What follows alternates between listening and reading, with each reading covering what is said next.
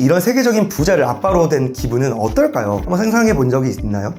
빌 게이츠에게는 세 자녀가 있습니다. 어렸을 때 호화스러운 생활을 했을 것 같은데요. 하지만 태어나고 보니 아빠가 빌 게이츠, 장녀 제니퍼 캐서린 게이츠는 받은 용돈이 겨우 1달러였다고 합니다. 또 빌 게이츠는 유산에 관하여 $10,000씩 줄 것이라고 이야기를 했는데요. 그 이유는 나앱으로 아이들이 영향을 받지 않기를 원한다고 하네요. 2022년도 포브스 코리아 2030 파워 리더에 선정된 저는 현재 뷰티 마케팅 국내 1위 부스 컴퍼니를 운영 중입니다. 안녕하세요. 포브스 박진호 인생 치트키입니다. 부자의 대명사로 불리는 빌 게이츠, 항상 세계 부자 순위 탑5 안에 드는 인물이죠. 지난 2021년도 이혼할 당시에 재산 분할 금액이 무려 175조 원, 그야말로 부호인데요. 기부금 또한 남달랐죠. 지난해 200억 달러, 하나로 약 26조 원을 추가로 기부했다고 합니다. 이런 세계적인 부자를 아빠로 된 기분은 어떨까요? 한번 상상해 본 적이 있나요?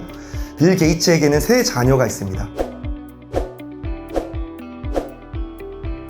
어렸을 때 호화스러운 생활을 했을 것 같은데요. 하지만 태어나고 보니 아빠가 빌 게이츠, 장녀 제니퍼 캐서린 게이츠는 받은 용돈이 겨우 1달러였다고 합니다. 또 빌 게이츠는 유산에 관하여 $10,000씩 줄 것이라고 이야기를 했는데요. 그 이유는 나앱으로 아이들이 영향을 받지 않기를 원한다고 하네요. DNA 운이 좋아서 부자 아빠 밑에서 태어났는데 용돈이 1,000원이라니 좀 기운이 좀 빠지지 않나요? 여기까지 설명드리면 부자가 왜 가난을 가르치려고 하지? 라는 의문이 생길 것 같아요. 마이크로소프트를 운영하는 법, 신사업을 구상하는 방법, 전수하기에도 바쁠 텐데 말이죠. 하지만 정확하게 말하자면 빌 게이츠는 가난을 가르치는 게 아니라 돈을 지키는 법을 알려주는 거라고 합니다. 빌 게이츠의 교육과는 그의 아버지와 통하기도 하는데요. 빌 게이츠는 유복한 환경에서 자랐습니다. 부친 윌리엄 헨리 게이츠 시니어는 그 당시 시애틀 최고 법률 회사에서 운영하는 변호사였습니다. 게다가 어머니는 은행가 집안이었죠. 대단한 부자는 아니었지만 남 부럽지 않은 환경에서 자랐던 빌 게이츠였던 거죠. 빌 게이츠가 쓴 미래로 가는 길이라는 책에는 이런 문장이 나옵니다. 등록금과 책을 살 돈은 부모님이 주셨지만 컴퓨터를 살 돈은 내가 스스로 벌었다. 그래서 빌 게이츠가 받았던 교육법도 재조명이 되고 있습니다. 빌 게이츠는 사고뭉치였어요. 물론 수학과 컴퓨터 과학의 천재적인 면모를 보이기도 했었죠. 어느 정도였냐면 어릴 때 학교에 중앙 컴퓨터를 해킹을 했었고요. 1600 만점인 SAT를 1590점으로 합격하며 무려 하버드에 입학을 했습니다. 하지만 천재성만큼 반항기도 유별나서 12살쯤에 어머니한테 심하게 반항을 했다고 하네요. 화가 난 아버지는 아들의 얼굴에 찬물을 끼얹었는데요. 아빠한테 물살대기를 맞은 빌 게이츠는 샤워시켜줘서 고맙다고 하면서 쿨하게 집을 나갔다고 하네요. 또 재밌는 일화죠. 그날부터 사고뭉치를 길들이기 위한 가정교육이 시작이 됐다고 합니다. 빌 게이츠가 받은 교육법은 다음과 같아요. 첫 번째, 밥상머리 교육. 빌 게이츠는 가족은 항상 다 함께 저녁 식사를 했다고 합니다. 밥상머리에서 대화를 나누면서 아이의 고민을 들어준 것이죠. 성인이 된 빌 게이츠는 부모와 생각을 나누는 것이 자신에게 가장 큰 영향을 주었다고 얘기를 했었고 회상을 많이 했는데요. 두 번째는 어떤 것들이 있을까요? 핸드폰 사용 제한이 있었다고 합니다. 마이크로소프트를 창업한 빌 게이츠도 어렸을 때 핸드폰을 마음대로 쓸 수 없었다는데요. 14살이 되도록 핸드폰을 가질 수도 없었고요. 특히 가족과 함께하는 식사 자리에서 엄격히 금지됐다고 하네요. 이 교육법은 빌 게이츠가 자신의 자녀에게도 실시를 하고 있습니다. 그 이유는 생각하는 힘을 길러주기 위해서라고 하죠. 그리고 세 번째는 유산은 없다라는 이야기를 했습니다. 빌 게이츠의 아버지는 청년 시절부터 봉사활동을 자주 했었는데요. 그런 배경 때문인지 일찍이 자신의 재산을 사회에 모두 환원을 했습니다. 아들로서는 야속했을 것 같은데요. 만약 내가 막대한 유산을 아들에게 줬다면 지금의 빌 게이츠는 없었을 거라고 얘기를 했었습니다.